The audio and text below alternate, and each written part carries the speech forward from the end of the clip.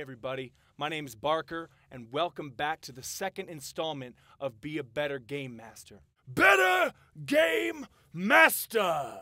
Frankly, I was unsure if anyone was actually watching my videos. I wanted to do this for fun. I wanted to do it to kind of educate the population about being a better dungeon master. But frankly, in 4 months, I only got like 32 views on my first video. So I was like, forget it. I'm done. Nobody likes me. But then all of a sudden, the most amazing thing happened. I got a subscriber. Really? 1 subscriber. Seriously, I am zero kidding right now. Really though, I'm not kidding. None. A subscriber! Yes! Yes! Yes! So a very special thank you to Shank Ranger, whose name personally I like to pronounce Shank Ranger, because it's just so much better when you say it like that. Shank Ranger. I mean, you can't really say, hey guys, meet my new friend, Shank Ranger. No. Hell no. It's exponentially better to say, hey guys, meet my new friend. His name, Shank Ranger. So thank you very much for your subscription. I'm glad 1 person watches, other than my wife. So without further ado, let's jump right into this topic. Let's build an adventure now. Let's be honest with ourselves. Anybody in the world can pick up a copy of the Dungeon Master's Guide and turn it to like page 60-something, where they find out the experience point values of monsters so they can create encounters. Anybody knows how to read a book. Okay, well, anybody that knows how to read a book and do some basic mathematics, or who owns a calculator, can figure out how to build an encounter. That's just easy. Today, we're gonna learn how to make those encounters matter so that we can build a whole adventure. And we're gonna do it together. So first thing I need you to do, I need you to pause this video and go get yourself a sheet of paper.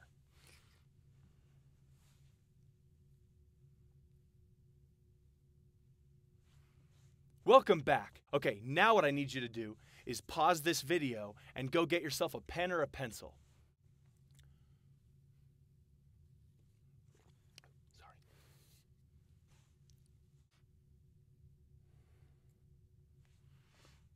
Welcome back. This is what I want you to do first. Alrighty.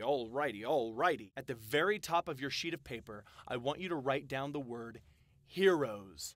Heroes.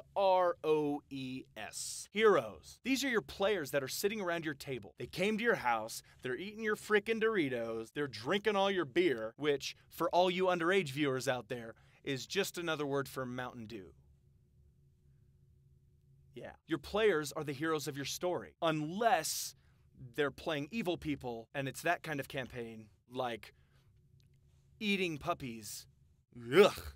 But for the sake of argument, let's just say they're heroes, okay? So you've got the word heroes written on the top of the paper.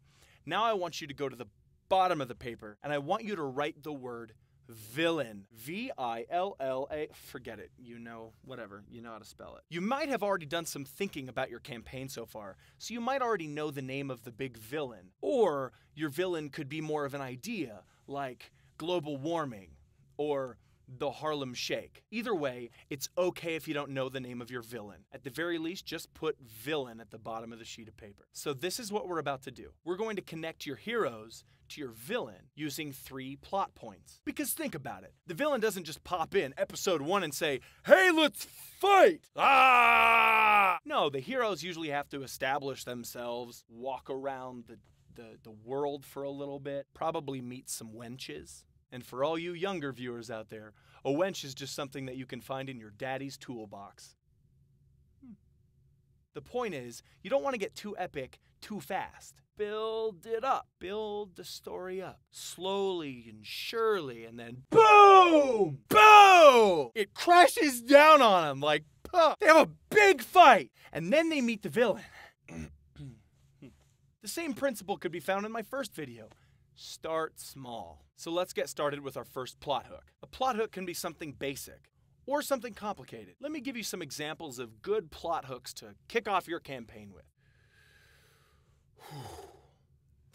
Bandits have been attacking our caravan. There's a criminal on the loose. The disease is spreading. Somebody kidnapped my daughter. Assassins? Where did they come from? Hey guys, look.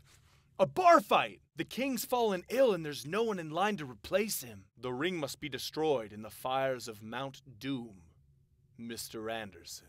Our beloved forest is turning to evil. Somebody's poisoned the water hole. The town judge is a member of a secret society of cultists who sacrifice babies. And he'd like to pay you to find his missing treasure chest.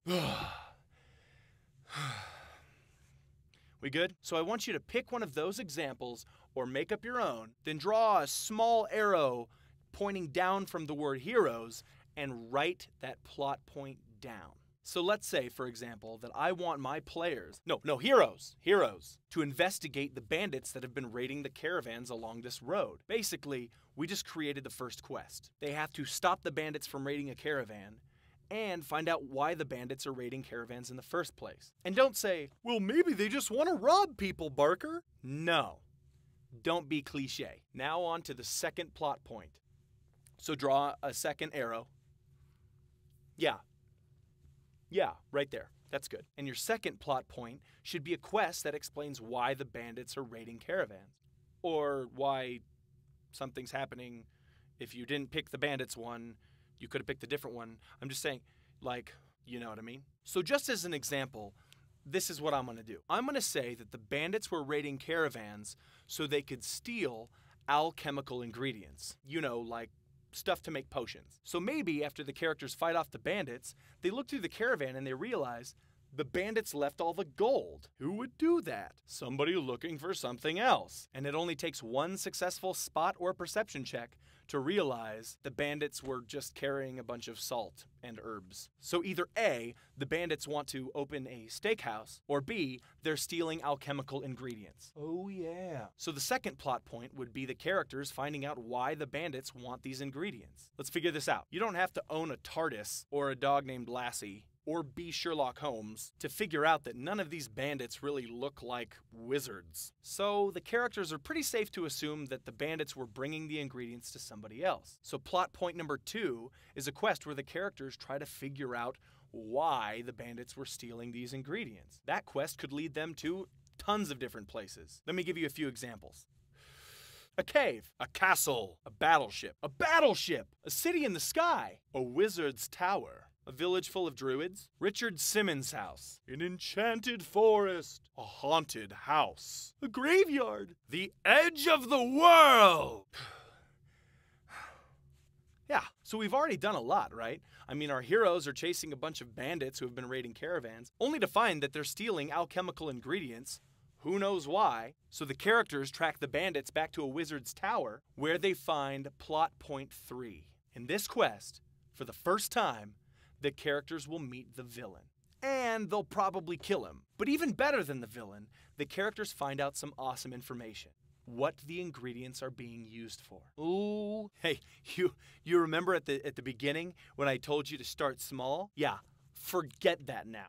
Now, you can make your campaign as big as you want. World domination big. And the best part about this whole process is it only takes about 30 minutes. And poof, we have an adventure, we're ready to play, and tonight's gonna be a good night.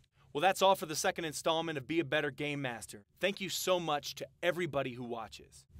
Shank Ranger. If you have any questions or recommendations for future videos, comment below. See you next time. Oh, yeah.